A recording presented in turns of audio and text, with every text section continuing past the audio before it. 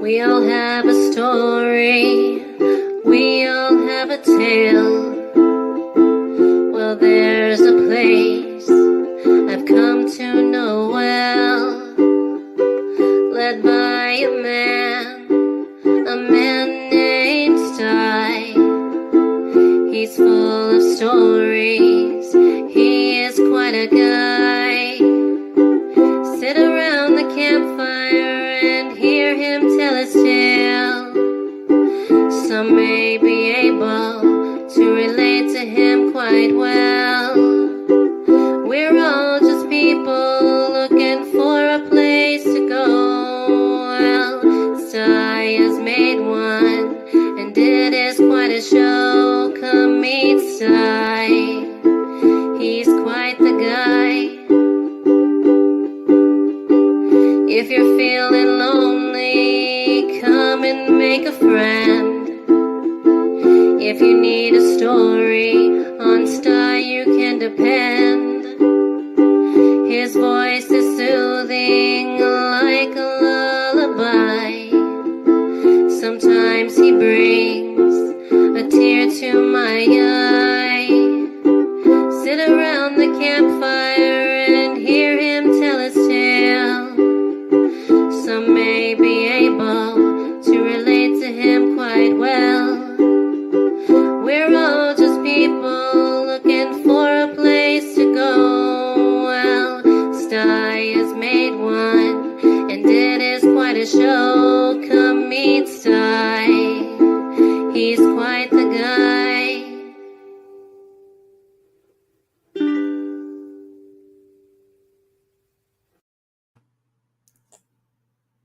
Well, hi everybody. Hey, happy Sunday afternoon. Hope you're having a great Sunday. Here we are. It's another Sunday. Sty made it another week. Wow. Yeah, I'm going to shout out the folks that have been out in the chat here real quick. First one that showed up. Oh, my sweetheart. There's Samantha Lee's Originals. Yes, love her. And there's King Bluto. Yeah, good afternoon to you too. And there's Metal Music Maniac, of course. He's got to be there, you know. And there's Colin. Hey, good to see you, Colin. It's great to see you. And there's JCT. Oh, hi, sweetie. Great to see you. Oh, and there's John, Adventures in the Heartland. Awesome. He has had a live video going, a live stream going. Him and Jan were out fishing. That was yesterday. I was watching. He caught this big old bullhead, man.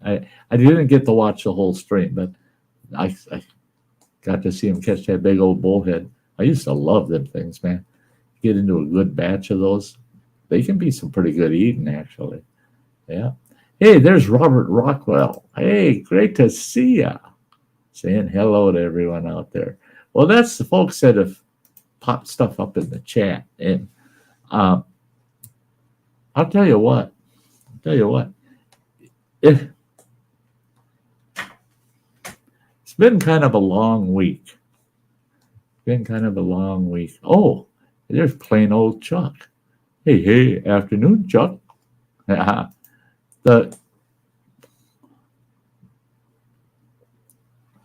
I've been trying to keep track of what folks are doing out here in YouTube land, but yeah, I've been going 10 different directions at once all week. Yeah, it's been a long week, but it's been a fairly good week. I can't complain a lot. I really can't. I'm doing well,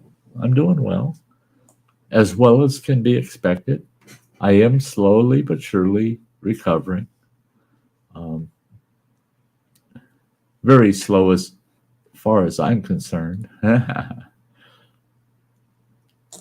I did have someone in the basement, but he dropped off. He's having some connection issues with his system, so he's not able to consistently be up. So He might show back up. We'll pull him up if he does. Oh, hey, Freeman James, there's my brother. Great to see you. Great to see you, James. Yeah, yeah.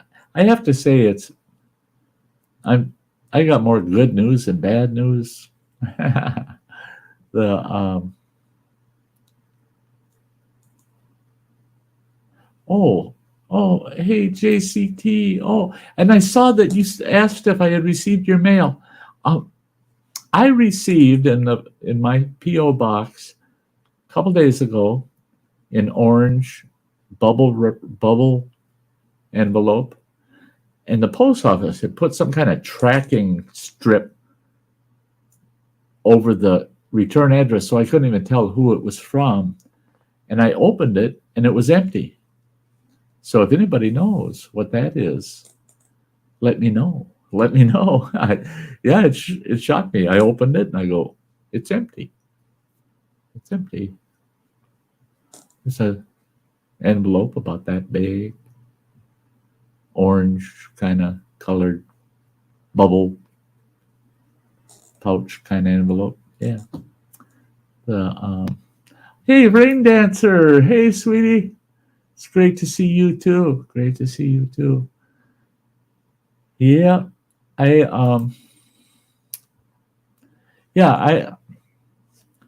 guess one of the best things I can say is now I'm on a routine where I'm only on this feeding machine for my tube feeding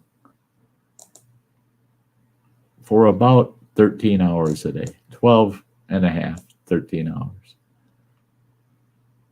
So I have from 7 o'clock in the morning till 5 o'clock in the evening. I'm not connected to nothing. So I can get out and I can walk and I can be active and move around. And so that's helping. That's helping. The only issue is of course, the more active I am, more calories I burn off, the less weight I'm going to gain,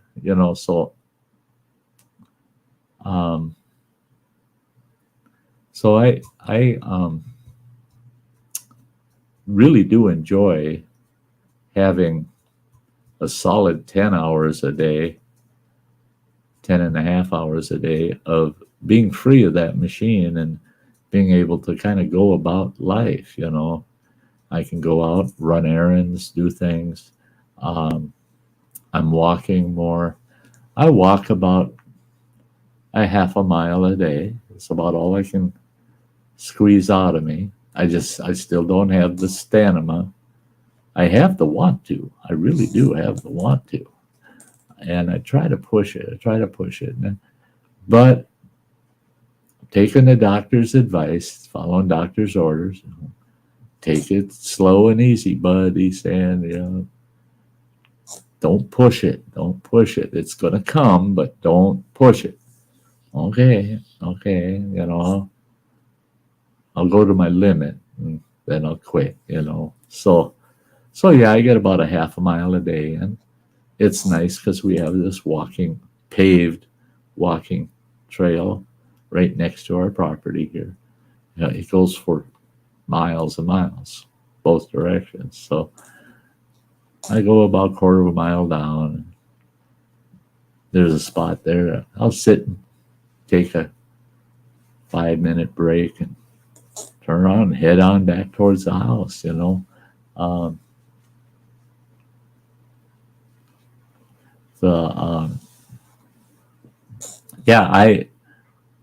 I try to stay active. Now, like today, sitting here in the studio, I'll be sitting here for probably a couple hours, and that's just being on my butt, I'm not doing nothing. But I did get a small walk in this morning and kind of walked down the end of the block and back. Maybe an eighth of a mile, quarter of a mile maybe. But I don't know. Yeah, I figure I walk, between a quarter and a half a mile a day. Hey, look at there. There's Rebecca. Hey, Rebecca Felter's here. Good to see you, Rebecca. But yeah, I tell you what, this everything I've got to do now for my health is becoming routine, right? Yeah, all this tube feeding baloney and all that. It's become routine, you know. So it's not a big deal anymore. Just an inconvenience is what it is. And the but there is good news. There's good news. This coming Wednesday, my daughter and my granddaughter-in-law are coming to pick me up and take me down to Rochester. I spend the night in Rochester, and on Thursday, they're doing it's what do they call it here? I gotta take a look at it. Fluoroscopic esophagram imaging exam. And what they do is they're x-raying you, live x-raying while you drink barium, and they can watch all of the muscle activity that pushes the food down through your esophagus. They want to make sure that I can swallow properly before they allow me to start taking things in orally. One thing they have allowed me to do is take small sips of water if I take a pill, right? If I'm taking pills, take a small sip of water. Well, that's been going okay. That's been going okay. So after they do that exam, then I meet with the surgeon that did all the surgery on me, and he'll give me the go-ahead to start consuming clear liquids orally.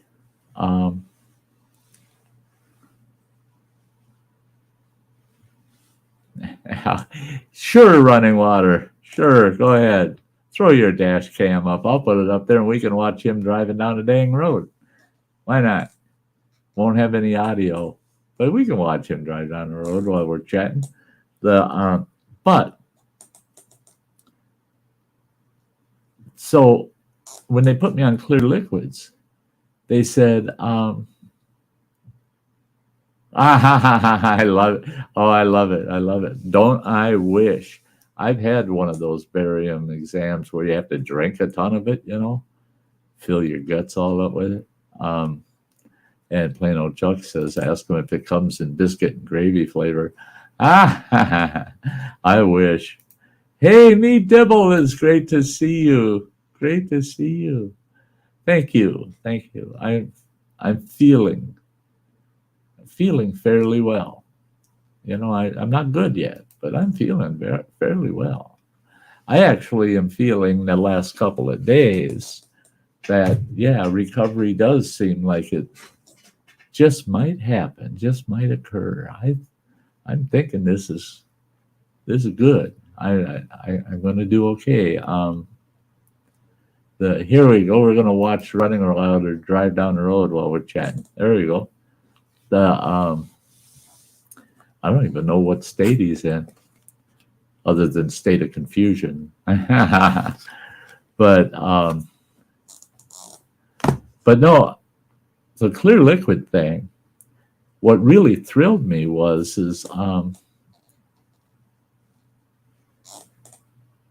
is the fact that it has to be decaffeinated, but I can have coffee. I can have decaffeinated coffee with sweetener for the first week. After the first week, then I can have cream in my coffee. I can have creamer. Oh boy. That is going to be a treat. After spending a whole month not putting anything in my mouth except tiny little sips of water to swallow a pill. Oh yeah. Coffee is going to be awesome. And I can drink things like apple juice, and you know, as long as it's a clear liquid, I can drink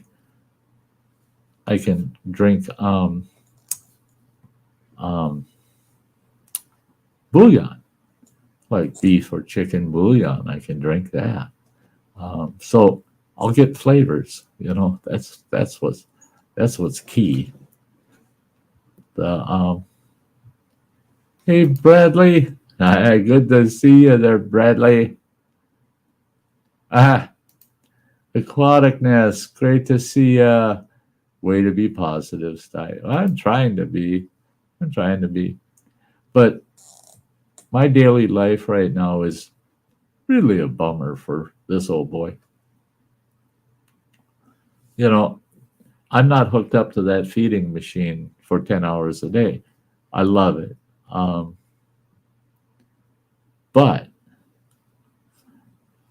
come 5 o'clock in the evening, I got to get back on that feeding machine, and I'm on the damn thing for almost 14 hours until 7 the next morning.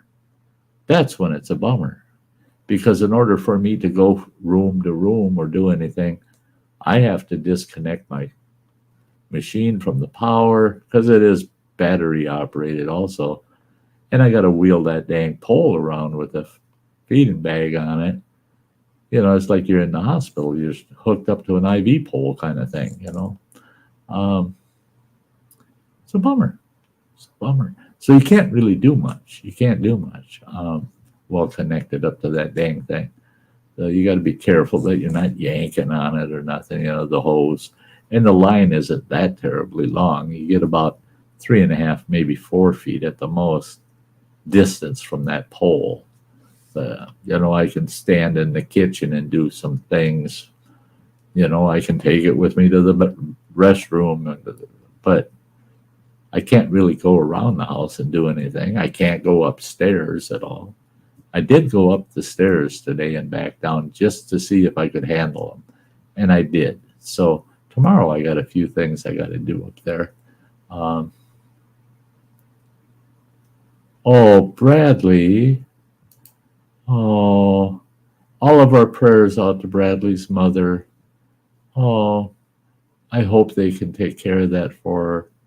My ex-wife, she had lung, liver, and colon, and she's now considered cancer-free. They removed the cancer from her liver, and they just through the chemo and radiation, the spots on her lung are gone. And the colon, they found that the cancerous part of it is on the outside of the colon, not on the inside. And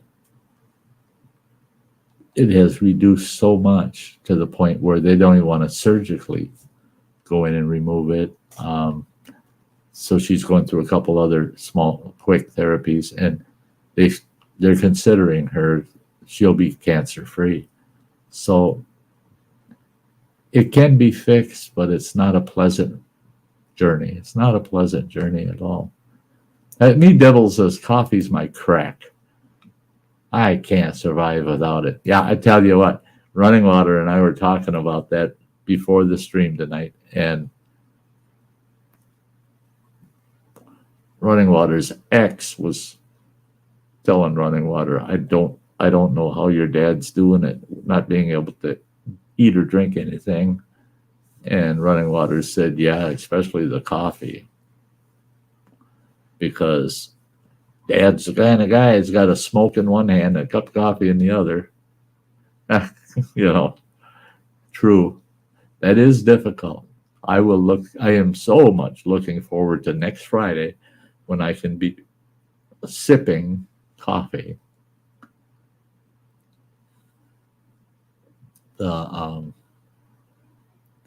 Thank you, Aquatic Ness. That's sending good vibes. Just hanging out with you guys is good for me. Hey, King Bluto. Hey, buddy. I shouted you out when I started the stream, buddy. Yeah. Yeah. Robert Rockwell sending prayers to Bradley's mother. That's great. Bradley says, I have to take her to a specialist tomorrow to see if they're going to do surgery for it or just give her cancer treatments. Yeah. Be patient and let them evaluate what's going on, and you never know. You never know what they're going to come up with that they can. Colon cancer is one of the most curable cancers out there. So, but like I said, it's not a pleasant journey. I don't care what level you're going to go through. It's not pleasant.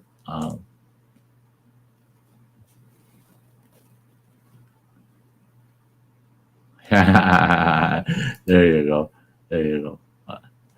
Yeah, a restaurant could feed you. Yeah, if there was a way, right? Yeah. But I look at it this way. I don't want to go to a restaurant to be tube fed. I want to go to a restaurant to smell, taste, and experience the food, not just have it put in a damn bag. You never taste any of that. You feel it. You feel full. After I spent 14 hours taking down, what the heck is it? Well, 1,500 milliliters of liquid diet. That's a lot. I mean, it's a lot. It's about a full liter or so. You feel kind of full. I don't feel hungry, like, oh God, I'm hungry. No, I never feel that way. I do have cravings. So, hey, James Guy, great to see you. Thumbs up. Awesome. Awesome.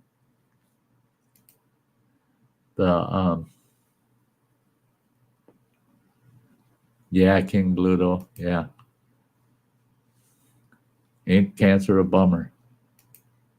Yep, cancer sucks, I'm telling you.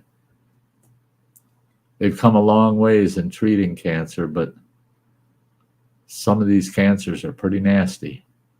Pretty nasty. And like I keep saying, it's not a pleasant journey. I would never, ever, now at my age, I'll never go through that shit again.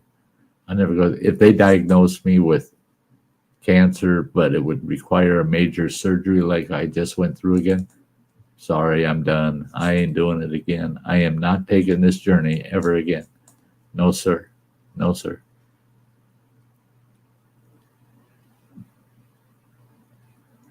Yeah, Bradley. Yeah. Hopefully they can avoid the surgical side of it. Hopefully. Dean, the dancing machine. There he is. Good to see you too. Oh, yeah. Yeah. Everything that I can eat, even if it's just nibbling to start with, is going to be so enjoyable. So enjoyable. Me Dibble had steak for his birthday dinner yesterday.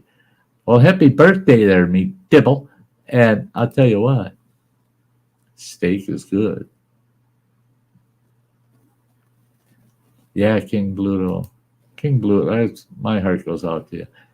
His father passed away when he was 56. Yeah, it's young. That's young. He's almost 10 years younger than I am. And I think about my last 10 years. 9 of those years were pretty doggone good. Well, I did have heart surgery in the middle of that, but I'll tell you what, and my surgeon, he's going to hear it again this week. I'd rather have 2 more bypass surgeries of my heart, have them open my chest 2 more times, than go through what I just went through. This is insane. This is insane. They opened me up down the front from the bottom of my sternum, rib cage, all the way down below my navel, and then on my back, all the way from underneath, just 6 inches below my armpit, all the way around my rib cage to open me up through the rib cage. And no, it's like having 2 heart surgeries done at one time. Yeah.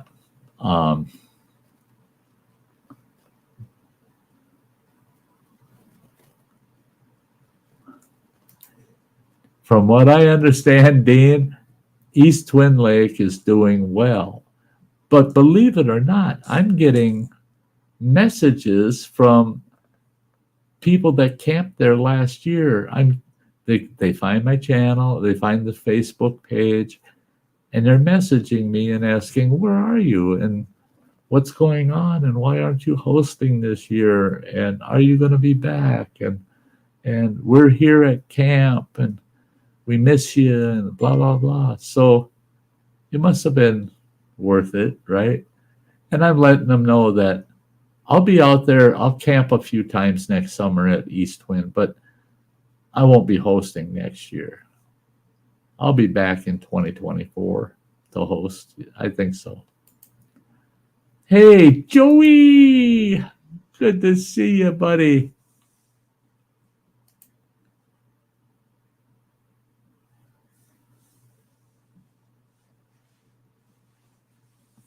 Oh, yeah, me dibble.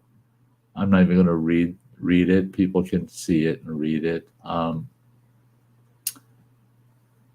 That's when it's so hard to take, is when they diagnose you with something that's just incurable and literally not treatable. Nothing they can do. All they can do is try their best to try to make you comfortable through it until you pass. It's so difficult. It's so difficult to see someone go through that. I had to see my brother and sister go through that. That's why when I was diagnosed, I felt bad. I felt bad. Not for me, but for everybody else. What they would have to go through watching me totally regress to nothing, you know. I didn't want that for other people to see that, you know.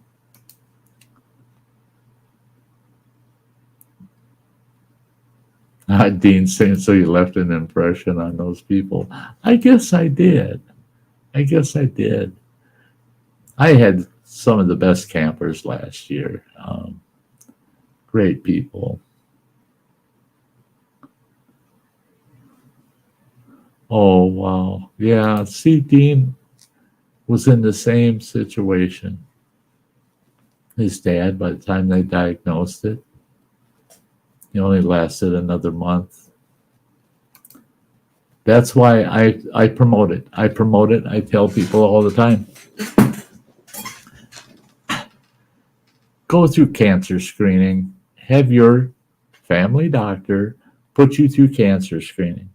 It doesn't take much, and it's not painful. It's just inconvenient to be screened for cancer. There's no reason why not.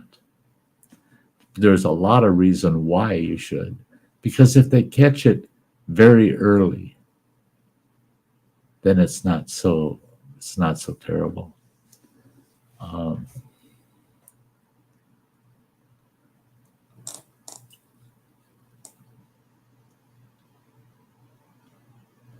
Yeah, Bradley, I know how that is too.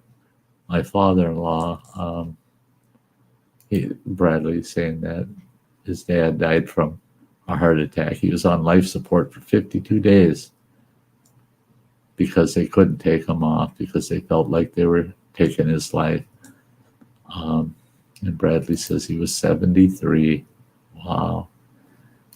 See, my father-in-law, he had been hit crossing a street by a car, and it caused, well, his body was pretty beat up. He was pretty broken up, and he ended up brain dead. And it was so difficult for the family to disconnect him, to take the life support off of him, because they were keeping him alive. But he wasn't there. No reaction whatsoever, no brain activity. And it took a long time before the family finally agreed that we had to just let him go, you know. And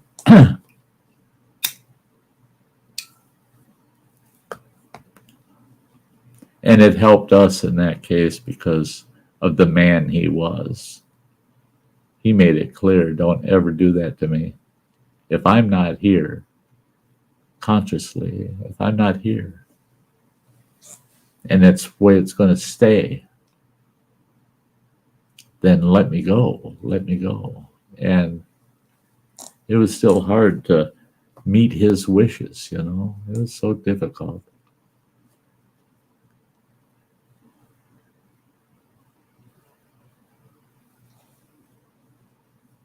There you go. There you go. King Bluto's doctor's gone, getting the occasional CT, keep an eye on his lungs. Very good. Very good. CNS thing is, here I am right back to the old habit. But my lungs, yeah, they did a thorough PET scan of my whole damn body, looking for any cancer anywhere in it. They couldn't find any. And my lungs were clear. And the volume, my breathing capacity, is at about 95%. It'll hit 100. Again, the more I'm active, the more I walk, the more I hike, I'll get 100% lung capacity back. The reason I'm at 95 actually is because they had to collapse my right lung when they did the surgery and then reinflate it. And it's taken a while for that lung to fully recover. So, yeah.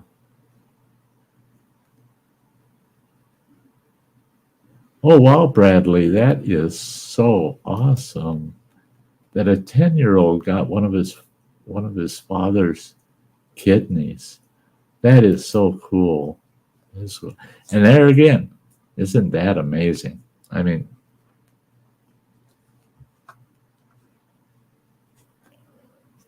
yeah, it's been around for quite a few years now, all the transplant capabilities, and they keep improving on it. It gets better, it gets better, it gets better. Brings me back to this whole thing about the experience. Before I went down to the Mayo Clinic to have this surgery done, I bragged the Mayo Clinic up so much. Oh, I bragged them up to no end. I was so impressed with the clinic itself.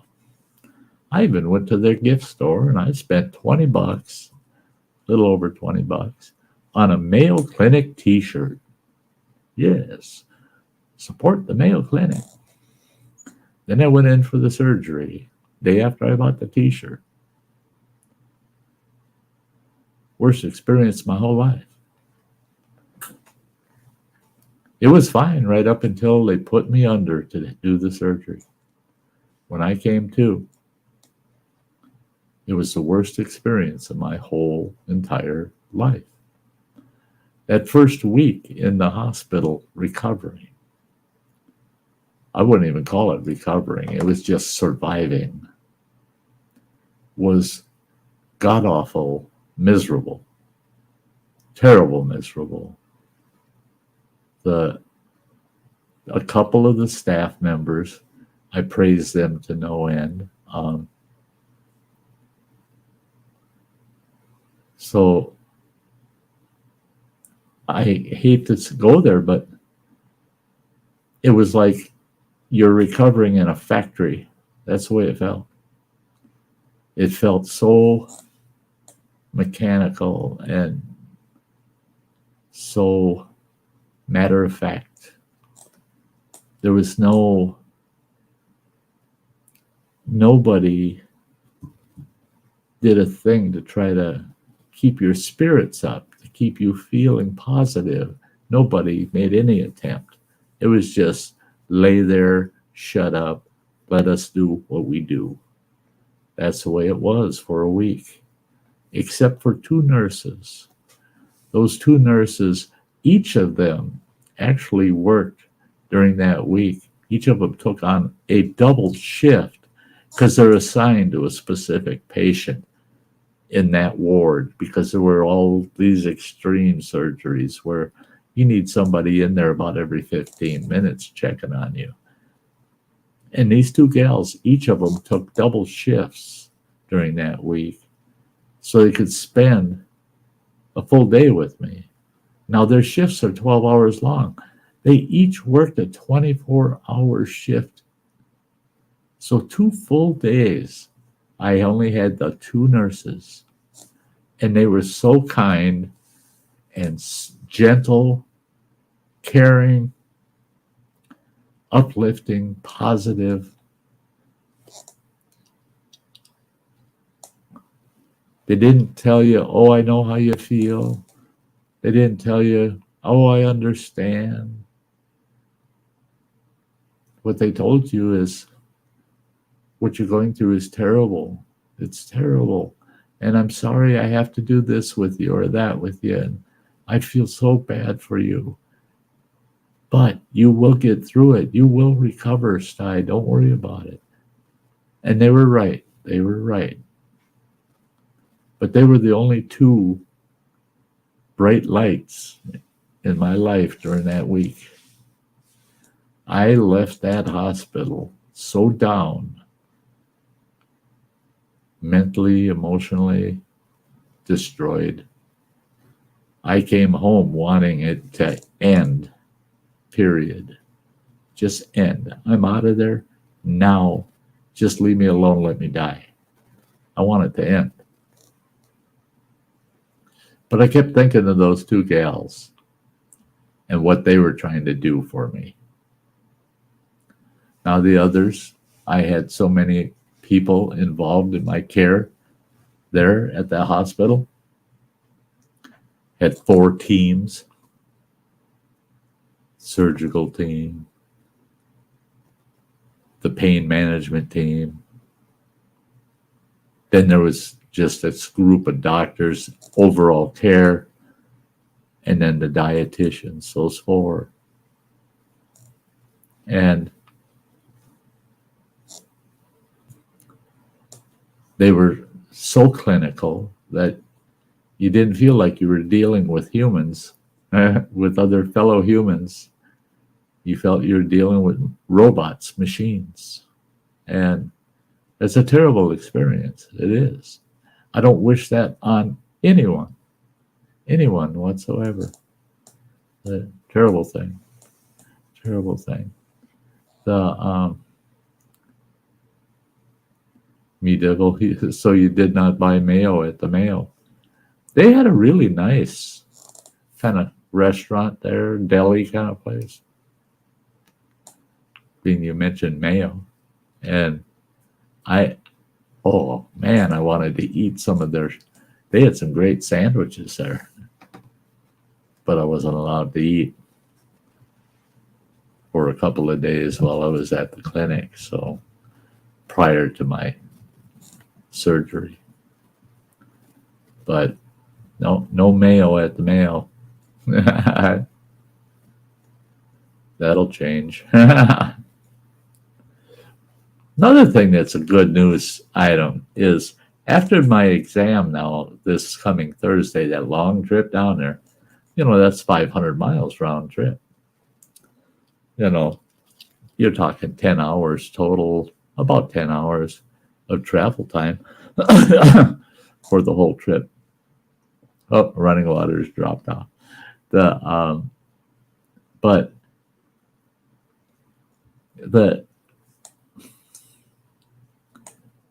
this trip,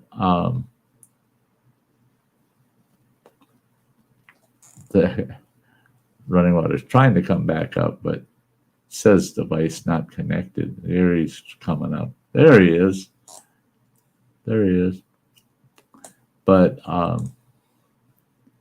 look at that beautiful sky. Yeah, it's cool. I like that sky. It's nice. But this trip, they said you should have someone bring you down and bring you home. But they said all the follow-ups after that, you can drive yourself. You'll be able to drive yourself. Yes.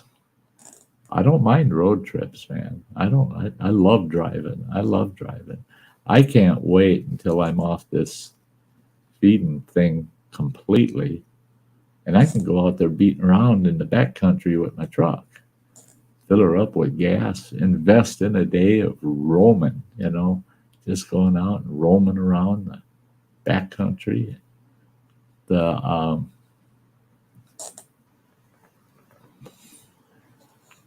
Running Water's trying to get things squared away there, which is fine. He'll pop in up there. He's going down the road.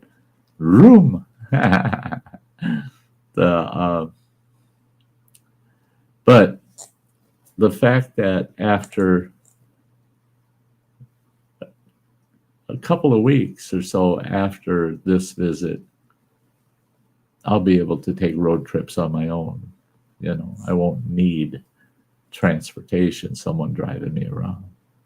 Right now, if I need something at Walmart, or if I got to go to the pharmacy, to the post office, I do that on my own now during my 10 hours off of the machine. Yeah, I run out, jump in the truck, take off, and run errands. And I don't have to go to Walmart often, but I try to make an excuse once a week to have to run to Walmart just so I can walk through that whole dang store, That, I get more walking in at Walmart than I do out here on the trail. It's a big store, it's a super center. It's a big store. And I park at the far end of the parking lot away from the pharmacy side, which is usually where I'm headed. I don't use the Walmart pharmacy, but I buy their over-the-counter stuff there. So I have to walk the full length of the store down to that pharmacy. And then I cut through the store and I go through all the departments. I work my way back to the cash registers by the door that I parked near. So I get some good hiking.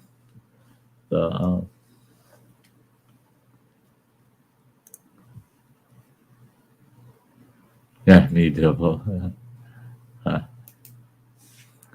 I don't drive. I always loved riding in a semi. I have not done it much, but even so, yeah. There's times I miss my days out on the road when I drove truck, when I drove over the road truck. Yeah, it was different. It was different. I travel well. Let's put it that way. Yeah. In a vehicle, I do well. Yeah.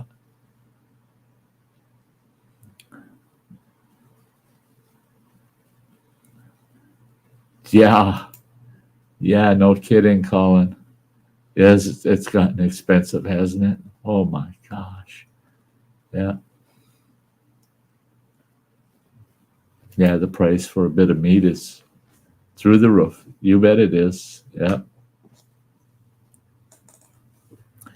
Me on this diet that I have to take,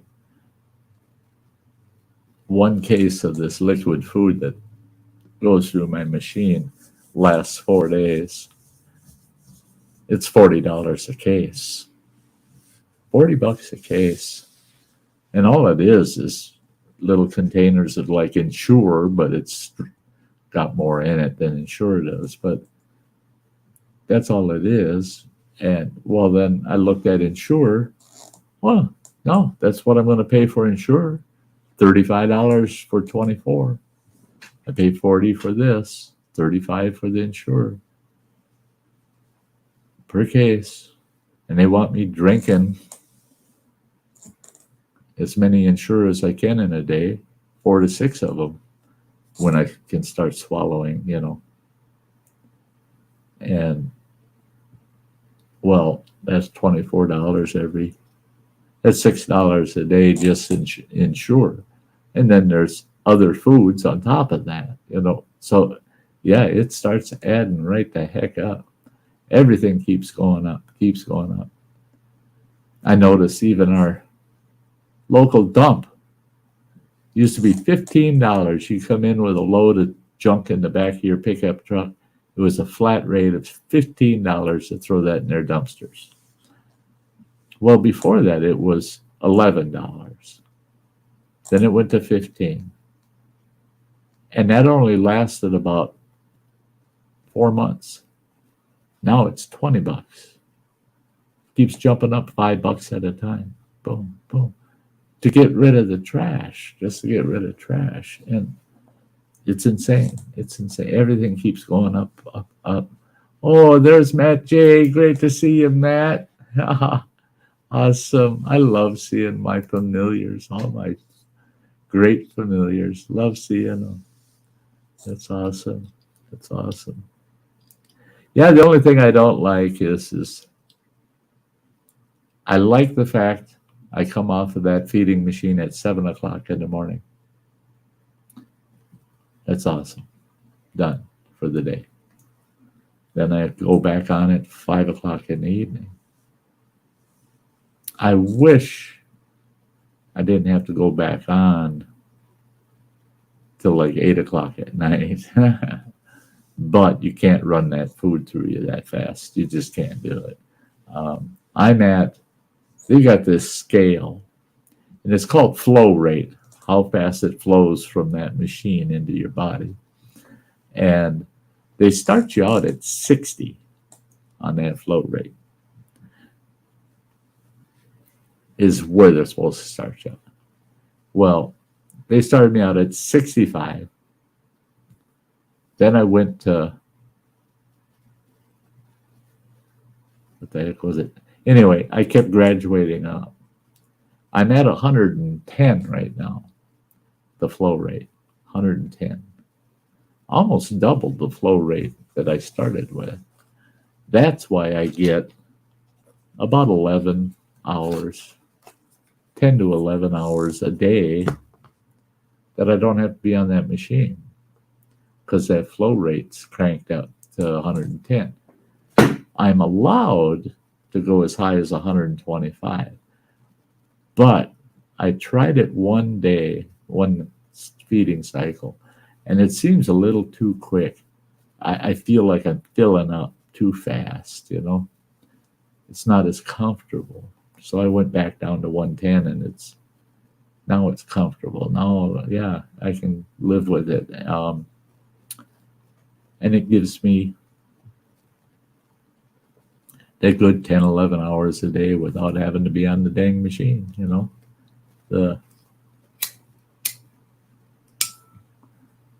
Another thing that's happened that I am glad of is the fact that, oh, well, look at here.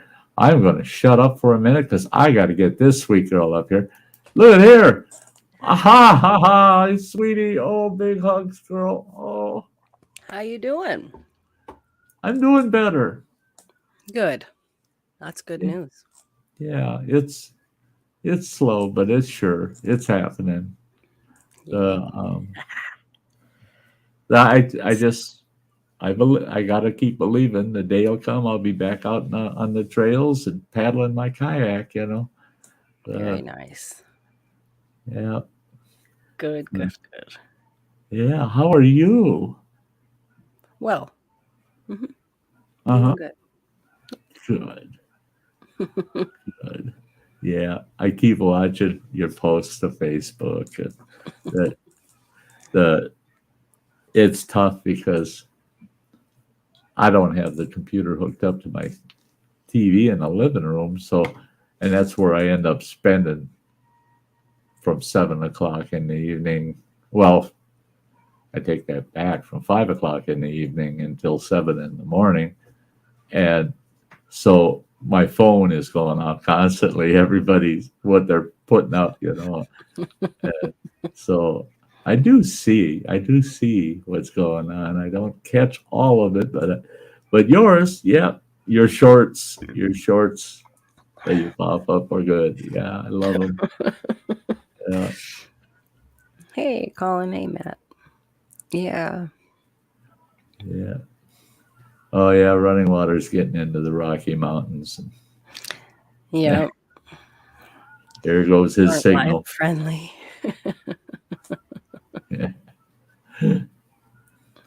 Yeah, Matt.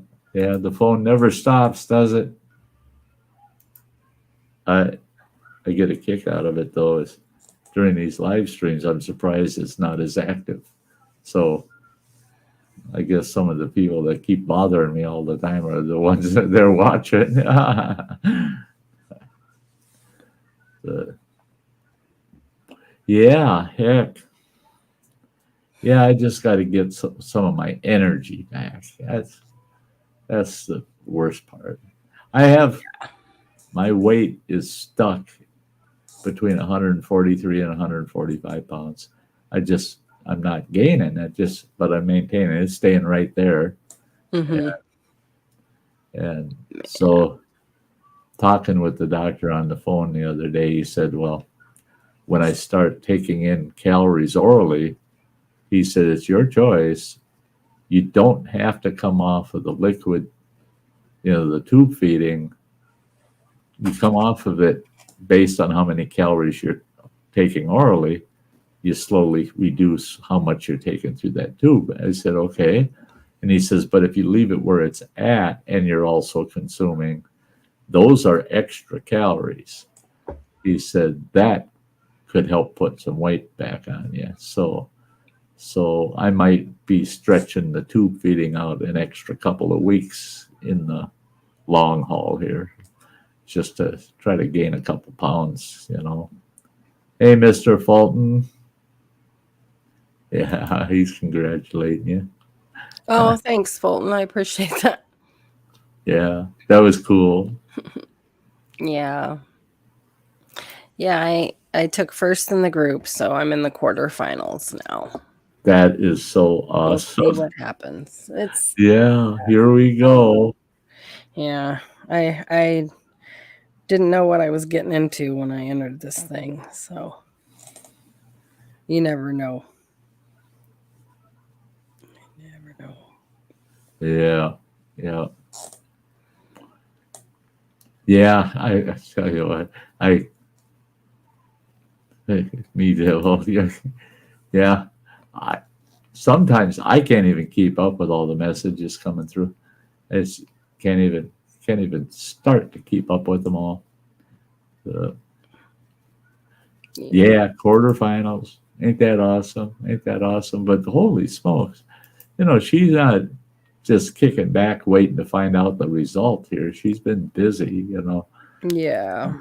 And there's a lot of stress that goes with that. I mean, Yeah. oh God, girl.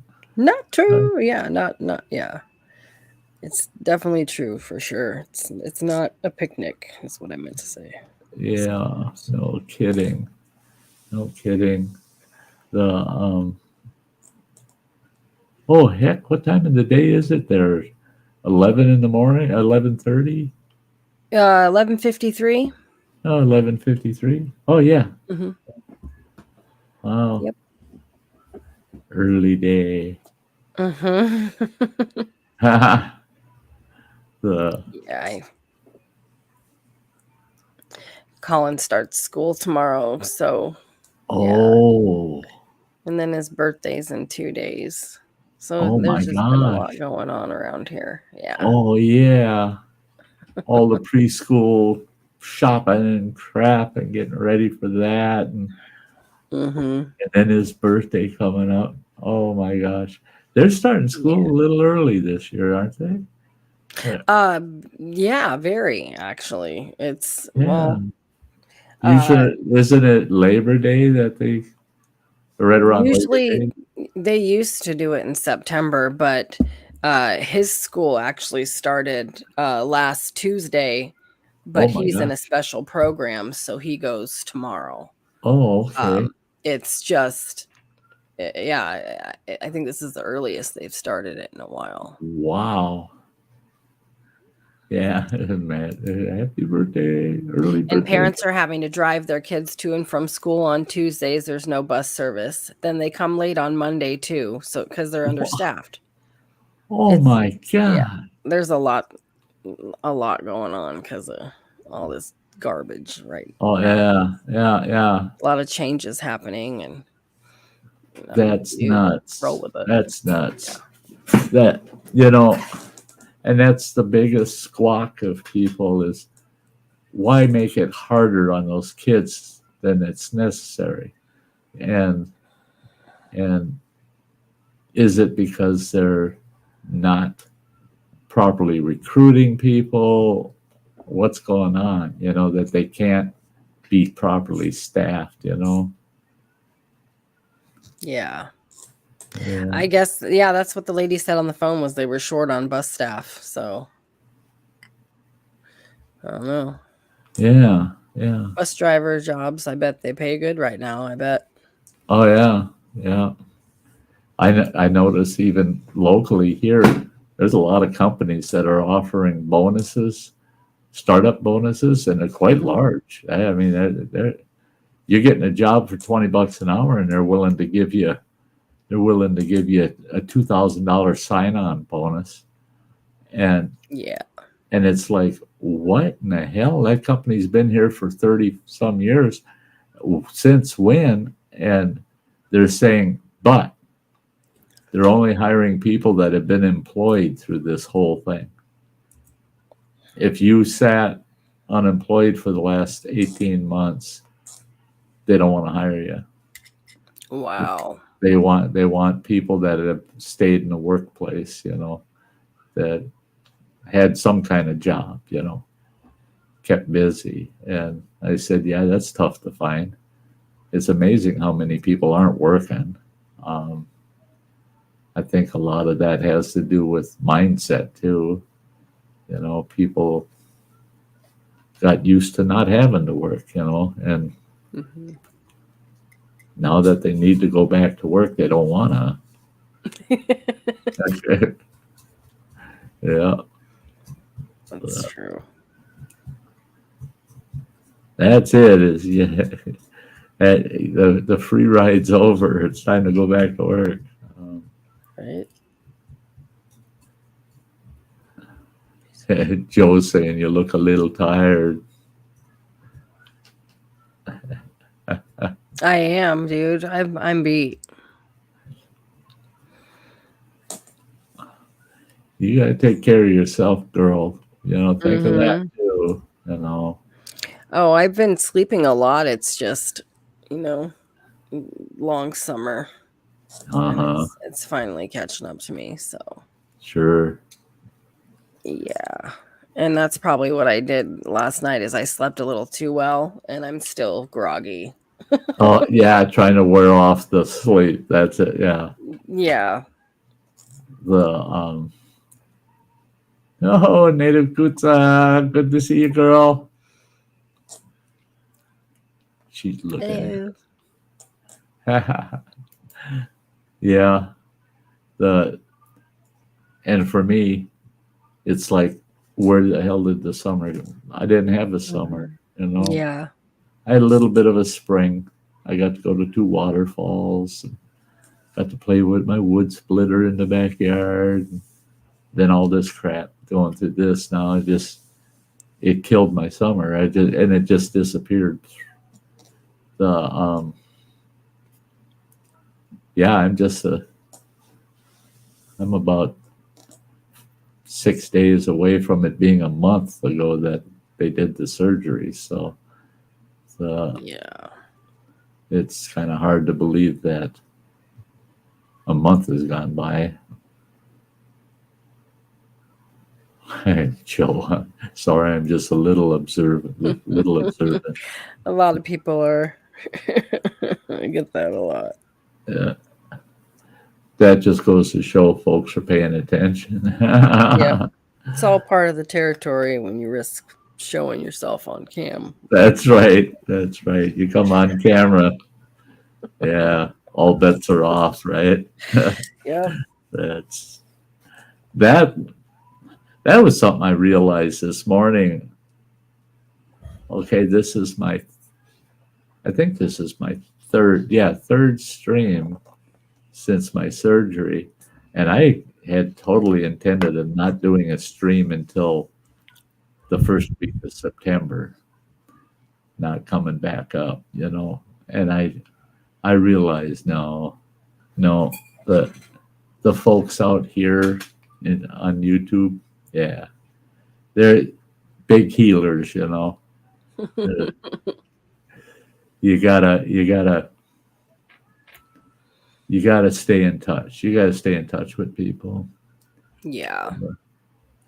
I Yeah. Go ahead. A lot can happen in very little time away. I've Mhm. noticed. Yeah. Yeah. Things change Mhm. fast. And Yep, yo. you just, yeah, you and I, someday here, we need to have ourselves a side chat. I know. That would be fun. We need to Yes. catch up. It's been a while. It's been a while. Yeah. Yeah. For sure. I Uh, know. I'm wondering where Phil's at and everybody. I'm, yeah. there's the I gang. see Phil got his new little driveway extension finished. Oh, yeah. I see that and I'm going, oh shit. That's what we got to do here is we got to do our whole parking area out back of our place.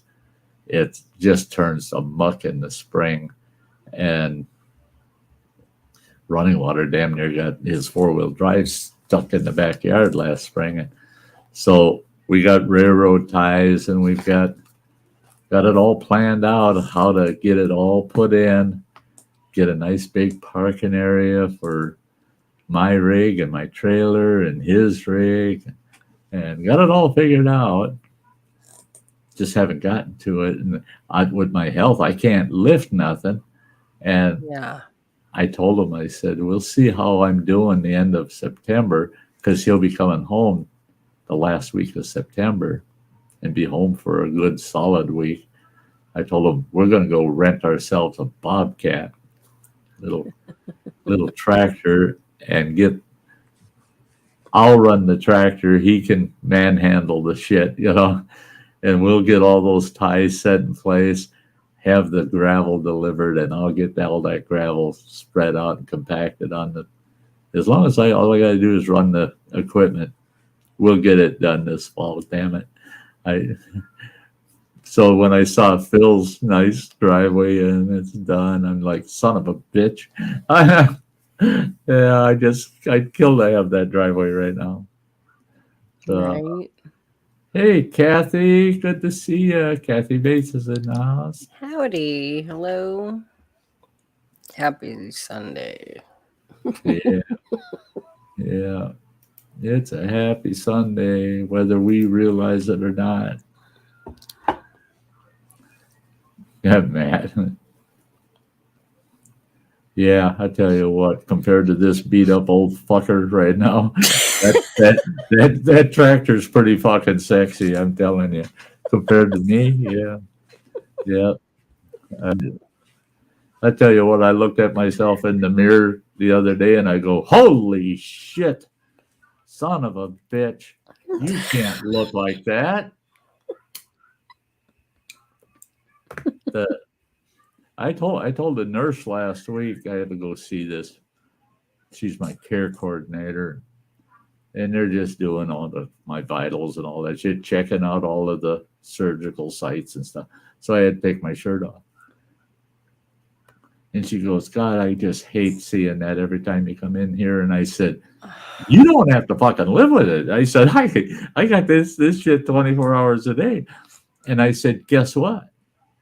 You can go around town bragging that you're the only one that ever gets to see me and ever will get to see me without a shirt on. Because I'll never take this son of a bitch off again the rest of my life. I said, they didn't give a shit, man. They just, holy Christ, let's run him through the shredder and see how he likes that shit, Yeah, it's nasty, terrible. I did fuck my body up, man. It's just Yeah. thank God they didn't touch my tattoos. I Jeez. warned them before the surgery too. I said, you get anywhere near them fucking tattoos. The heart surgery cut one of my grandkids' face in half. I said, you guys touch any of those tattoos, I'll come back and get you. Oh no, they stay clear of them. They managed to stay away from them. The Oh, Matt J had leftover homemade tacos for lunch. You can kiss my hiney too. I son of a bitch.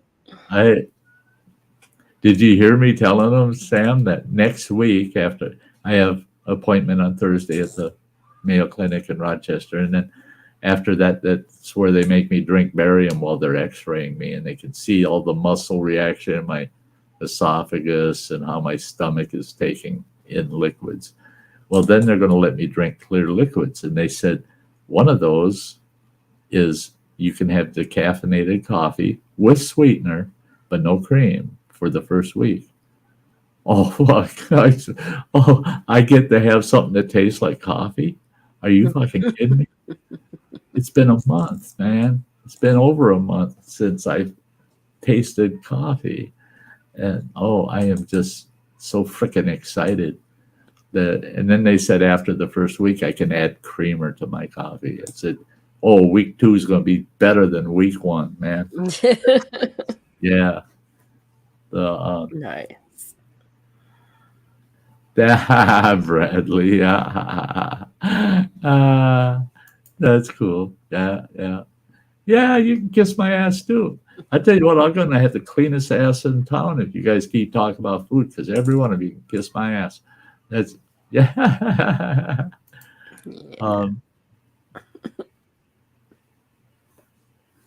Joe, yeah, that's a bitch, eh? When they target you doing this medical shit, and it's on top of one of your tats, it gets a little you think of the hours you put into getting that tat done, and then they're poking around, punching holes in it, cutting lines through it. Hey, assholes. Yeah, me devil. Oh, here comes. The fatty roast pork. Oh, yeah. I got to go down to Rochester, and it's going to be a bummer because the hotel I'm staying in has this restaurant called Timbers, and it's awesome. Their food is to die for. And I had their barbecued pulled pork sandwich with sweet potato fries, and it was the frickin' die for. I had that 2 days before my surgery, and I just, oh my God, I loved every single bite. The last sandwich I had from them was their Cuban, and that's got the ground pork, seasoned pork with the sliced ham and the all kinds of other shit in there. It was so good. They were so good. Now I got to go down there, stay in a room right by that restaurant. Damn it. And I can't eat none of it. Oh, yeah. Yeah. Everybody getting hungry and grilling. Yeah. Damn right. Go fire up the grill.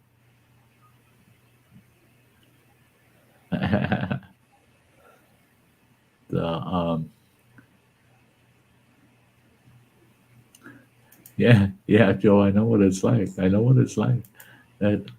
pisses you right off to mess with my tattoo work.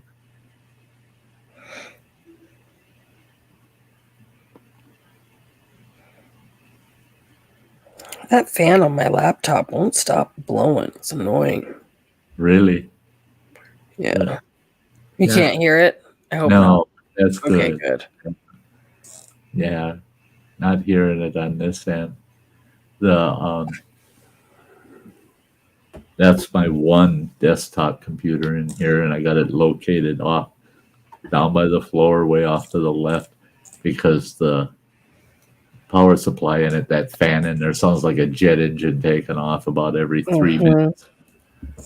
And I thought leaving it off would help, but no. Nope. Just kicks right back on when you turn it on. It's weird. I don't know why it does that.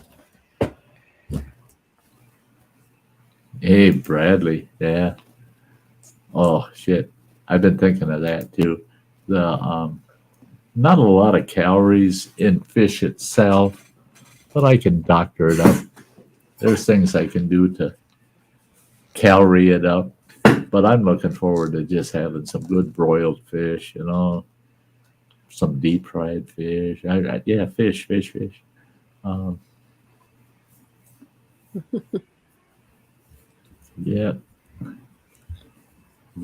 I was watching Adventures in the Heartland. John and Jan were out fishing yesterday, and he caught a great big ass bullhead, big bugger boy. And I thought, oh man, that's just a freshwater lake catfish is all they are. And I thought, man, oh man, I could eat that. It's been a while since I've had fish, I think. Yeah. Yeah. I don't remember when I last had fish. Closest thing I had shrimp the week before my surgery, but no actual fish. I miss my fish. Yeah, I can't. Next week after my appointment, I'm going to do. Oh, there's running water driving again. There he is. Yay. Nice. Howdy. Welcome Nice. back. Man. Yeah, he got no audio. He's having audio issues. Yeah, nice skyline. I like that.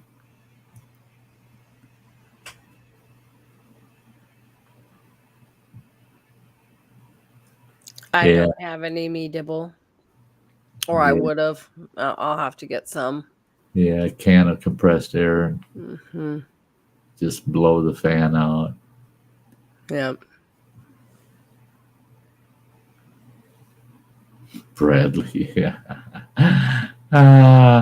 Yeah. No.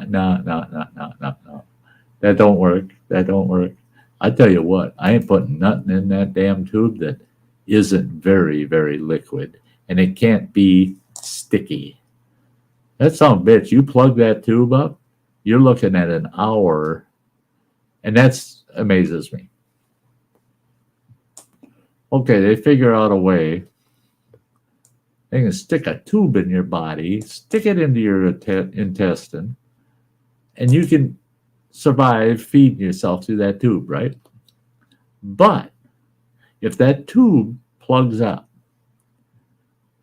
all the technology that goes into this pump and all of the tubing and everything, if it plugs up, guess how you unplug it? You use Coke. Coca-Cola. It's got to be name brand Coke. But you use Coke in a big ass syringe you use, and you pump that back and forth against the clog. And that Coke eats that shit up, and it'll pass it through. That's insane.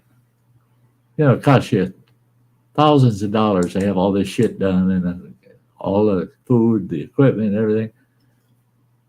And you use a bottle of Coke to make it work. What the fuck? I mean, that just seems so stupid. I mean, why haven't they come up with something they could prescribe or something that doesn't take this giant syringe full of Coke to try to pump it out? And it really sucks because then you're sitting there with a fresh bottle of Coke and you're trying to unplug that tube and you can't drink any of the Coke. You're not allowed to drink it, Yeah, Kathy, that they do. They do. I haven't had a plug now for almost 2 weeks. Yeah. I don't have plugs anymore. I flush that line out so much. Yeah. The bags that I'm using, I have to fill the bag 3 times a night. In between each one of those fillings, I run 120 milliliters of good fresh spring water through it and flush it real well in between each one of those fillings. And then after I'm done for the night, flush it out again. And throughout the day, then I I get about 12 60 milliliter syringes of water throughout the day.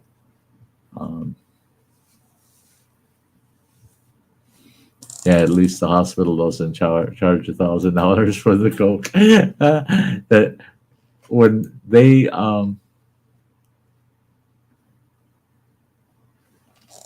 had to unplug it for me because I had spent almost 2 hours, and then in the emergency room, they spent 2.5 hours of actually working on it before they got it to move, and they used Coke at the tail end. It only took them 15 minutes once they used Coke. Well, the only reason that they tried using cola, and some off-brand cola, didn't work at all. But the name brand Coke, yeah, that cleaned it right out. Well, it was because one of the nurses brought a Coke with her to work for her lunch. She said, I got the answer to this. I've got a real Coke. She ran off, come back with a bottle of Coke. Because they didn't have any in the hospital, actual name brand Coke. And she said, that'll do it. That'll do it. Yeah, I'm surprised they don't charge you $1,000 for a bottle of Coke at the hospital. I should take a look at that bill, make sure they didn't charge for that Coke, because that was hers. If anything, she should get the money, not them. Hey, everybody, don't anybody go anywhere. We got 18 people hanging out here in the house with us. I don't want anybody going anywhere. I got to shout out all my channel members. They're great folks. This only takes 50 seconds, so don't go anywhere. Don't go anywhere. We'll be right back.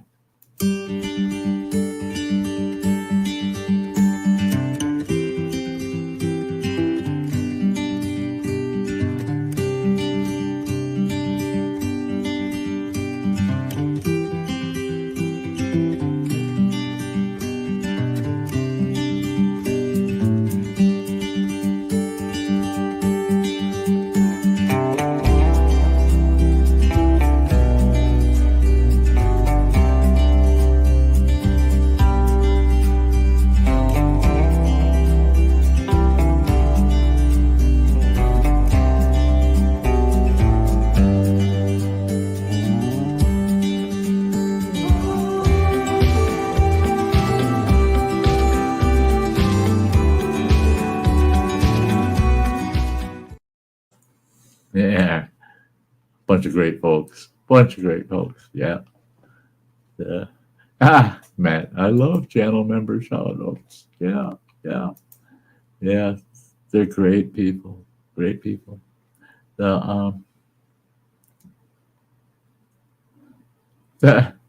Me devil. Be right back. I need a screw. Sounds like a personal problem to me. Oh, your floor is falling apart. Okay.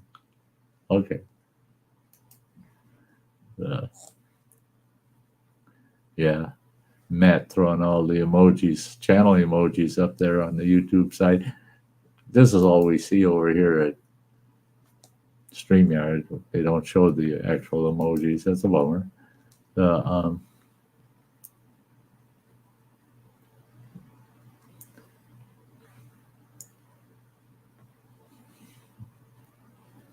Yeah. That's the way it is running out west. Oh my God, my trips back and forth to Montana and drive for hours and hours on that straight stuff. It's crazy. Hey, Gemma, it's good to see you, sweetie. Thanks for stopping in, girl. Awesome. Love you.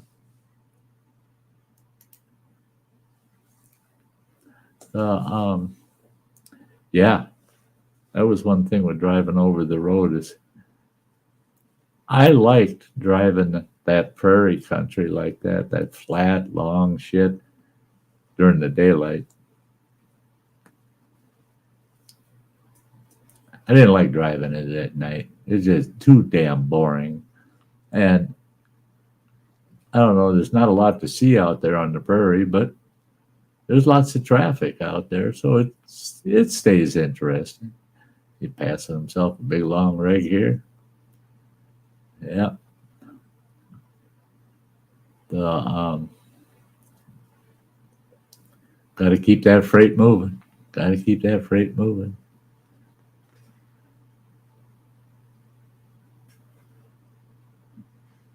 There, congratulations there, Gemma. Yeah. 4.4K. There you go. Awesome. Yeah. Just got back from Elvis. I had a blast. I'm sure you did. I'm sure you did. Oh, there's a big pickup truck pulling a flatbed with two camper trailers on the flatbed. Something seems a little ass backwards there. Shouldn't you be pulling one of them campers and going somewhere?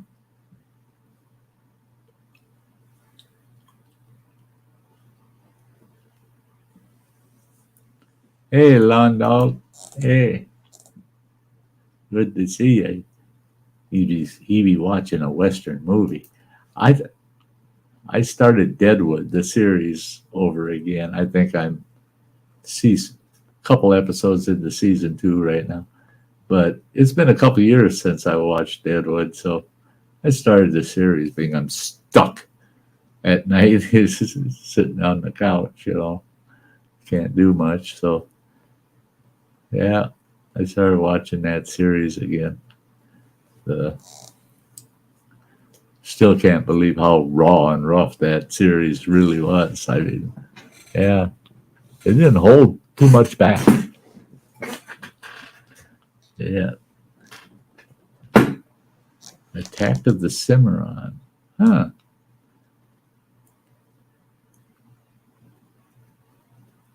Oh, well, when Clint Eastwood was awfully young. Oh, yeah. It sounds familiar. Yeah. I'm sure I've seen it. Yeah, everything Eastwood's done, I've seen. Yeah.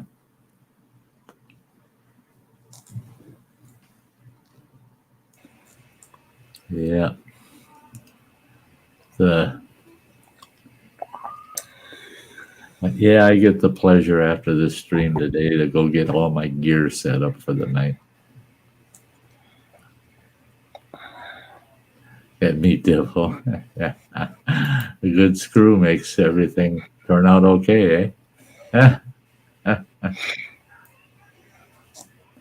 That's right. I'll tell you what. Here's a little Sty story for you. We used to call this Keeping Don and Windowsill Bill. This buddy of mine, Bill, and we're visiting. We had the wives there. We're at Bill's house, and us two couples were just visiting, and it's dark out, right? And he said, we had a storm go through, and they lived in a double wide trailer house, and one of his windows had come loose out of its window frame. And he said, I got to get that screwed back in there. He said, that damn thing's going to fall right off the side of the house. And I said, well, let's go out there and do it. He says, it's dark out there. I said, grab the screwdriver and some screws. I'll grab the flashlight. Well, we got out there, and he's having a heck of a time trying to get a screw started in that. And we didn't realize there's this couple that were out walking, and they're standing right at the edge of his property out on the street, no more than maybe 20 feet away from us. And Bill says, this is not working. I can't get it in there. And I go, why don't you let me do it? He goes, well, it's not as if I can't do it, but he says, I'm just having trouble getting it in there. I said, come on, let me do it. He goes, all right, what do you want to do? Do you want to hold the flashlight or do you want to screw? And I heard that gal that was in that couple. She goes, "Oh, okay." They couldn't see us too well back there. They were It's just the hearing. wrong thing to say. It was the wrong. It was the right thing. It was the right thing to say Yeah. between the Wrong two thing to of hear. us. Yeah. But for outsiders to hear it, it was so wrong. Yeah. Well, so what do you want to do? You want to screw or hold the flashlight? Okay. Um, yeah, not good. Yeah. Um, yeah. Matt says I just grabbed the screw gun. Yeah. Oh, yeah. That could be dangerous. Now things are getting interesting. Hey, Justin Anderson, good to see you, neighbor girl. Justin. Hey, hey. And there's neighbor girl. Great to see you, both of you. Awesome. The native Coots is still in the house. She's still paying attention. Yeah. Yeah, heck. It's going to be a long winter trying to figure out. Yeah, I'm going to try to put enough funds together, get everything squared away, get my rig squared away so I can make some road trips next year. I just. This whole year being so wasted, I want to make up for it next year.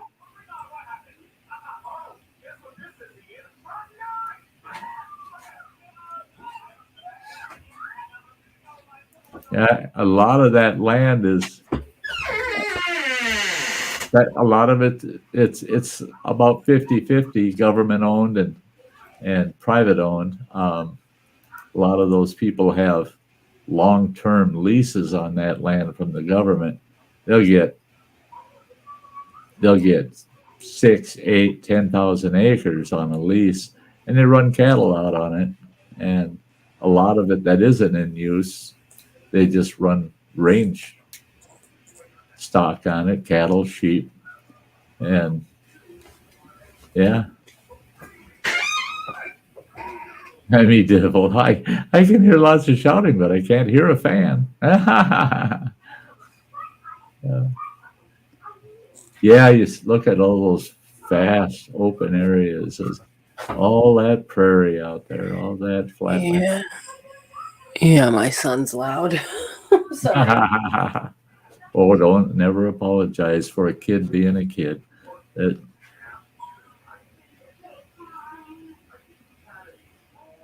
There you go. Yeah, me Dibble. Thank you. Yeah, yeah. Turn the lights back on, Sty. Yeah. Actually, you know, I got to turn that clock back and remember when they gave me the diagnosis and they said, when they said, you got stage 3 esophageal cancer, and I realized I haven't been able to eat for almost a year, and I've lost almost half my body weight. This is going to kill me. Then to find out that they figured, no, it's not going to be an easy ride, but we can cure you. And it looks like they just may be able to pull it off. So, yeah, I gave up a year because they said it could give me 5 to 20 years more of my life. So, I mean, even 5 years is a long time. You know, 20 is sweet. Shit, if I lived to be 85, oh yeah, yeah.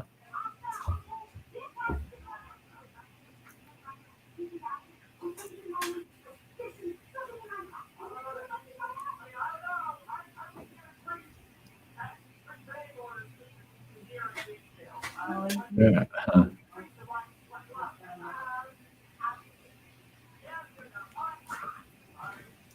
I've been feeling pretty good there, Justin. I'm getting used to my routine, and you know, I I'm far from myself. It'll take a while to come back, but I haven't backslidden at all. It's always every day it seems to be a little bit better, just a little better than yesterday. So as long as it's moving in that direction, yeah, I feel pretty good about it. Uh, um,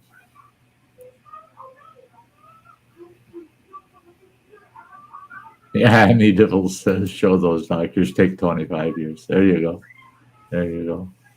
Yeah, I lived to be 90. Holy shit. Yeah. The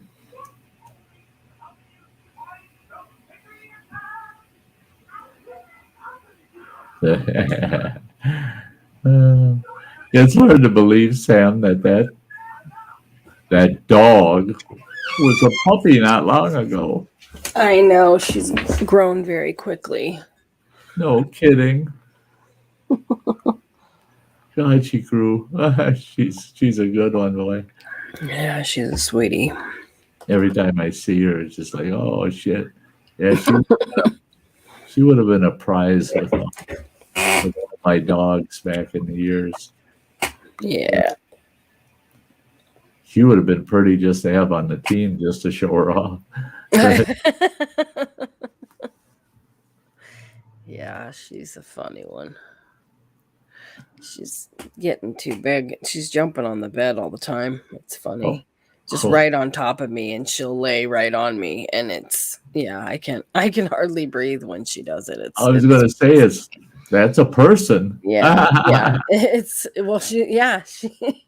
She's heavier than Colin even. It's he'll jump on me and it's nothing, but she will, and I'm like, whoa. Oh, whoa. Bad dog. Yeah. She's not tiny anymore, and she don't realize that. No. No. Yeah. She still has the pup attitude, Mm-hmm. Yeah. Yeah. She's 9 months old. 10 months. 10 months old. Yeah. 10 months. Yeah. Just a teenager. Mm-hmm. Just a teenage pup. Yeah. Boy. Yeah, when you first got her, I would have never imagined that she was gonna grow that well, That fast, yeah. Yeah. I thought at least she'd. I don't know. I don't know what I thought. I just didn't think she'd get that big that quickly. Yeah. They don't stay. They're just like our kids. They don't stay kids forever. That's my oldest daughter with her gigantic family. Her little one, just not. I don't think she's quite 2 years old yet. She may be 2, but that's her youngest, and her oldest is, what is he now, 25? Yeah, too damn many kids, 11 kids. I mean, I told her, I said, Jesus, you're definitely going to be an old lady before your kids are all grown up. Yeah, Matt. Yeah. He had her talking. It was funny. And then not a great gamer. He did this high pitch note. He was singing and he hit this high note, and Sky was all the way in the living room, and she's like, started howling along with him, and I was like, oh shit, she heard him through my earbud and stopped what she was doing and started howling with it. I was laughing. That is cool. It was funny.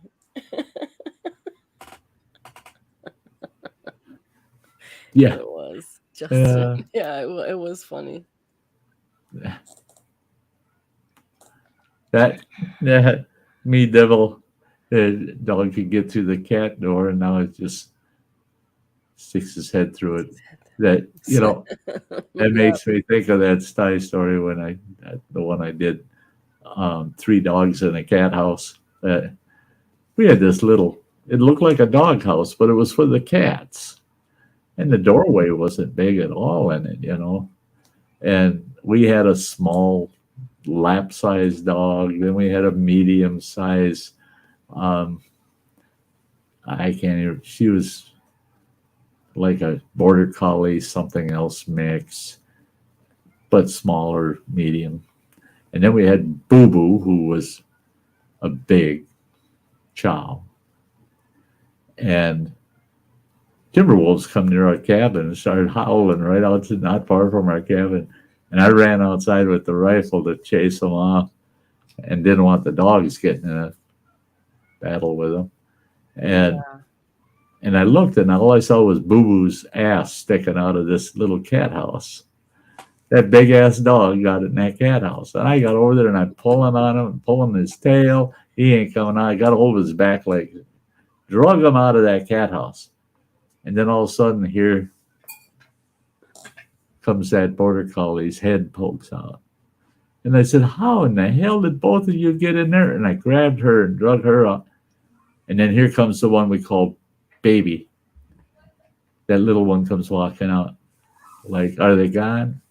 All three of them damn dogs crammed into this tiny little wooden shack thing that had a tiny cat door on it. But poor Boo Boo, all he could get in there was up to his waist, his whole ass, back legs, and all sticking out of it. He couldn't get any further in. But yeah, That's funny. he thought he could fit. Hey, Dean, you have a good one. See you, Dean. You take care too. I thought, like, I used to be able to just like over close my door, just like close it somewhat and keep her out. But now even when I latch it, she grabs it with her mouth and she'll turn the knob and push it with her paw. Ah, She'll get the door open still. And I'm like, dang. So I'm gonna have to start locking or getting a house, when we move, get a place with locks on the doors or something. yeah, I yeah. can't keep her out with just a latched door. Yeah. No, she's got it figured out. Freaking dog, man. That's yeah. nuts. It's crazy how she does. She's very smart how fast she catches on to shit. It's like, We had the ugliest black lab to have ever existed. He was half black lab and half basset hound. So picture a big fat black lab. He was fat, and he was big and fat. But his legs were only about that long. he had these short little stubby legs, and he weighed about 85 pounds, but he had learned in our place at the time, we had two big 8-foot sliding glass doors off of our living room that went out on a big deck, looked out over the lake. And he had figured out where if he could put his two paws against the frame of that door, his body weight was enough he could slide that damn door open. And I didn't like locking them damn doors. They're a pain in the ass to lock. And we like to come and go out on that deck all the time. But oh no.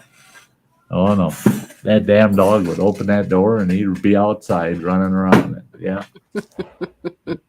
Big fat bugger figured out how to open a sliding glass door. Wow. Yeah. Yep. God, he was a funny dog though, because we had Blondie. She was a little Shih Tzu mix, and you'd see the two of them together all the time. Here's this big fat black thing that's short, and this tiny little Shih Tzu, fuzzy Shih Tzu, and the two of them were together all the time. Everywhere he went, she went, and it was hilarious watching the two of them. And you could tell who was in charge. She was, she'd actually get him to nose around in the trash, knock over the trash container in the kitchen, and we'd hear it. We go in there, and who would be in the trash? Blondie, the little white one. the big black one's just sitting there watching her. Well, there's no way she got that trash container over. So somehow she had him trained to knock things over for her so she could get to it. Yeah, it was, yeah, funny. Yeah, Matt, yeah. Interesting mix was, yeah. It was funnier than hell. I had people, he'd come running around the corner of the house. People had never seen him before, and they go, "What the hell is that?" What? That's my dog. What happened to his legs? Well, he ain't got none. He got these stubby little stumps. You know, he got basset hound legs, and he's got the body of a black lab, but he was so overweight. I mean, he was so fat. And that damn dog, oh my God. He took 4-pound turds. I mean, I'd be out there mowing the lawn with the riding mower, and you'd hit some of them turds and it would just about kill the mower. I mean, my ex-wife used to always say, "You warn me before you're mowing the lawn." She said, "Because I don't want to be anywhere outdoors while you're out there doing that." There was one time I went past the house. And I made my round. I was coming back again past the house, and the wife come running out. She said, hey, go the other way. Blow that grass towards the middle of the yard. Because look at the side of the house. I looked at dog shit all down the side of the house. Oh, no. Yeah. That damn mower was grabbing them giant turds of his and blasting them against the side of the house. Yeah. It's like an overgrown wiener dog. Yeah. I have to go out and clean up after Sky or we'll have a mess. So I stay on top of that. Yeah. She'll step in it and everything. Like, nope. So I gotta look it up. Yeah, don't bring it back in. No. Yuck. That was the thing with him is I couldn't keep up with him because the work I had at the time, man, I was gone before the sun came up, didn't get home till the sun was setting, and then come Saturday morning, get out there on the mower and get mowing, and a whole week's worth of bombs laying out in the yard somewhere. They crap at least 2-3 times a day, at least. Yeah. At least. Yeah. And it's, I can get. So you figure you got accumulate. You got over 20 of them bombs laying around out there. Somebody's gonna step in something, That's why I kind of like the small dogs for mascots. Yeah. The big dogs, I loved them for, when I had the team, the most dogs I ever had on the place were 18 at one time. But they were all kenneled or staked, Most of the sled dogs, I always, for the most part, I staked most of them. And we just take a 55-gallon drum, dig a hole in the ground at a 45-degree angle, and then cover the drum with dirt and throw straw in the drum, put a stake out front of the drum and chain them up to it. And they loved it all winter long. They just, I put them in a kennel where they got a dog house and they got a 28-foot run that they can run back and forth. They don't like it. They sit out there and howl and oh, I'm in prison. Stake them out there. It's 20 below outside. They're all happier than snot. Yep. Stupid goofball dogs. Oh, Sky. Yeah, she's funny. Yeah. Yeah, she does that. She's goofy. Yeah. Yeah. She smiles. The personality there is, yeah.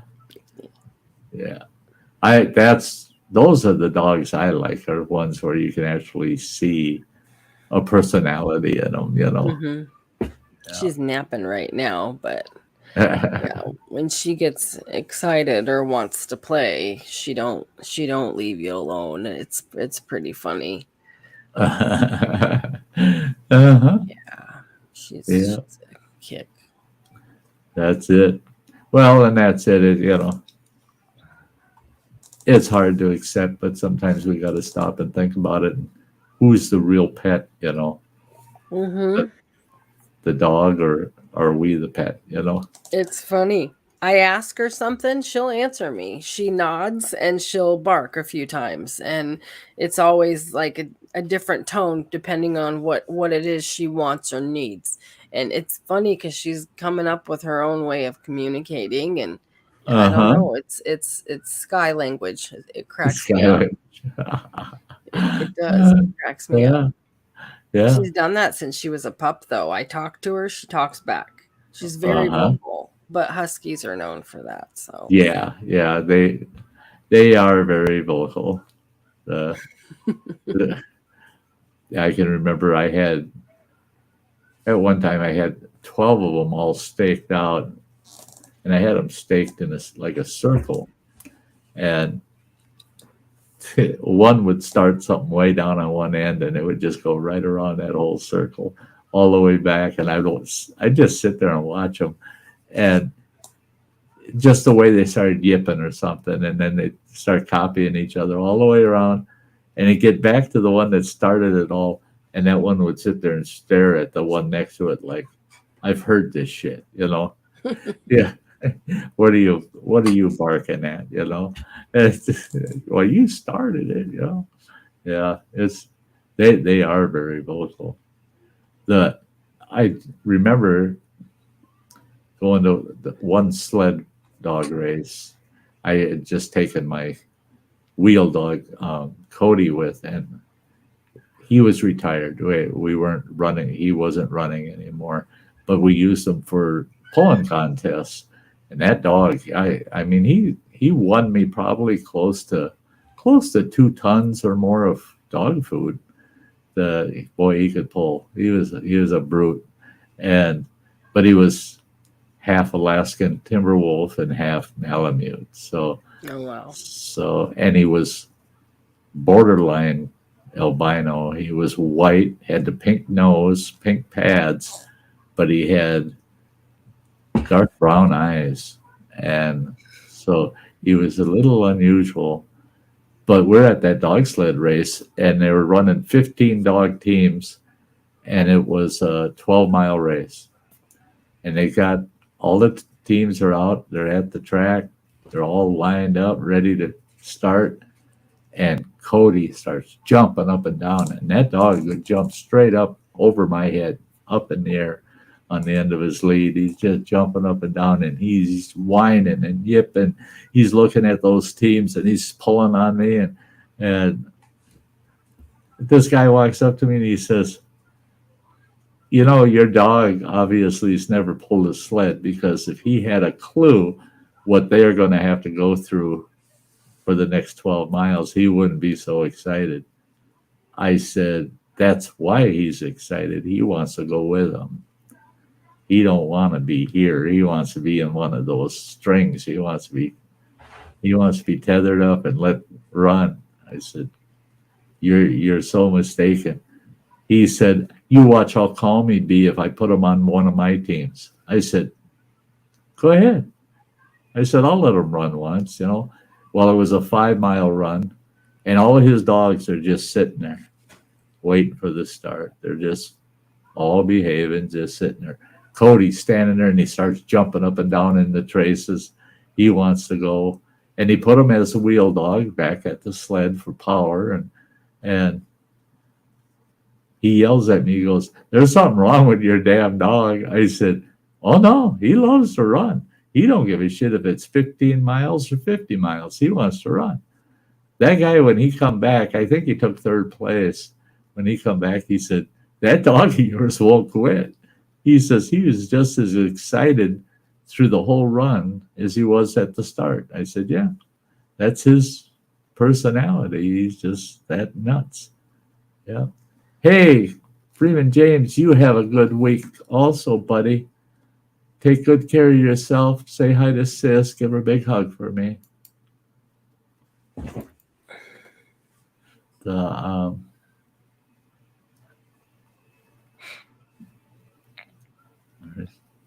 Yeah. that isn't that isn't that true though, Matt? The so many people, they'll be doing a live stream and then their pet comes into the view of the audience, and guess who's the star? Mm-hmm. It's just like E-Way Smike with Earl, you know, Yep. his crazy cat, you know. Yeah. She grabs my arm a lot with her teeth and she'll drag me away. Oh, really? Yeah, if she needs to go potty or if she wants a treat or something. Or if she just plain wants to play or bug She'll me. Yeah. she'll lead you to what you Yeah. want. She grabs my arm and with her mouth and tries pulling me away. And That's she'll leave me crazy. there. I'm taking you for a walk. You know, it's Yeah. she's funny. I'm like, It's dude. for me to take you out for a while. Yeah. Let me show you. Uh, She's a sassy thing. I had a horse that was kind of that way, and she'd go into the barn, and she'd get out of her stall in the barn. She had it figured out how she could open the interior gate, and she'd go in the damn tack room, and she'd come out. I don't know how many times she'd come walking out, and she's got half of her gear in her mouth. And she come walking right up to me with the bridle, reins. And I'm like, you stupid ass horse. No, she wants to go for a ride. She wants to go riding. And it's like, Yep. you don't tell me when I'm going riding. That is so funny. And, Yep. and she'd get pissed at me. I'd be working on fence line, and she'd come over and she'd grab my hat and run off with it. All the time, man. She was grabbing my damn hat. And yeah, she was terrible that way. And I'd have friends come over and I'd go, whoa, whoa, whoa. Before we walk out there by the horses, take that pack of cigarettes, stick it in your pants pocket. What do you mean? I don't want to get smashed. Well, yeah, if you don't want to lose a big chunk of your chest, put it in your pocket. Why? And I said, because that horse is going after them cigarettes, I guarantee you. Oh, man, she would tear the front of your shirt right off to get a pack of cigarettes out of your pocket. And a couple times she got some meat with it, with her bite, you know. But, yeah, she loved to eat cigarettes. And I guess I was guilty of that. I was smoking home rolls all the time at that time. And I'd roll one for me and one for her, and I'd light one up, and then I'd give her one, and she'd chew that home roll up. She loved it.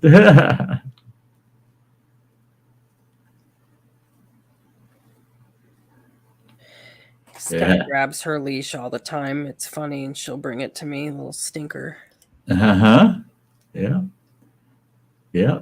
It's kind of like that elite individual that just has to ring the bell.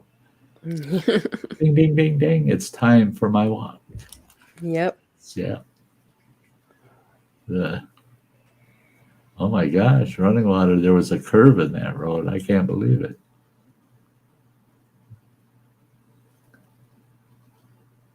Yeah. Yeah. Oh boy, another week to go here. After next week, I get about 3 to 4 weeks kind of off the hook. No doctor's appointments that I'm aware of or anything. And so I get almost a month of kind of hassle-free daily routine, but nothing I have to deal with medically with people. I am so fed up with clinics, doctors. Nah, I don't know. I don't want nothing to do with the clinic I go to for my primary doctor. I don't mind seeing her because that's usually takes about a half hour in and out of there, and her staff, they got this care coordinator kind of, and she's great because if I have trouble with the Mayo Clinic or the cancer center or anything, I just call her up and I say, "Hey, Jane, these people ain't helping me. That blah blah blah," and I'll take care of it. I count on it. In an hour or so, she'll call me back. Got it all worked out for you. That's cool. All done. She handles that shit. Those are the only two medically I even give a shit about seeing. All the rest of these people, I've had enough of them. Just leave me alone is the way I'm seeing it now. Unless you're getting me off of the tube feeding, leave me alone. Yeah, I was looking out at our backyard. And the grass is getting pretty damn tall. I haven't been able to mow, of course, for a month. Front yard's not bad, but the back is bad. And I thought, well, by the time I'll be able to run the riding mower, that shit in grass, it's going to be like a hayfield back there. I'll have to mow it 4 or 5 times just to mulch it down. Then I'll have to try to hire some local kid to rake it up for me. Okay, me devil, you have a good one. I'm going to be wrapping it up here in just a few minutes. Yeah, 4 o'clock my time. I got to get everything set up for the night. All set up for the night.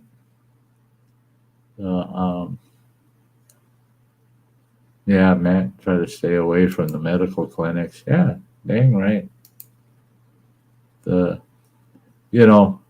If you got something going on, you shouldn't be shy. You should get it looked into and taken care of. But otherwise, stay away from them if you don't need them, But I suggest to everybody out there watching, listening, yeah, cancer screening, I'm telling you, don't be shy about it. Don't be shy about it. The screening ain't nothing. The screening ain't nothing. If you end up with it, you want to end up with it real early so they can deal with it without all of the nastiness,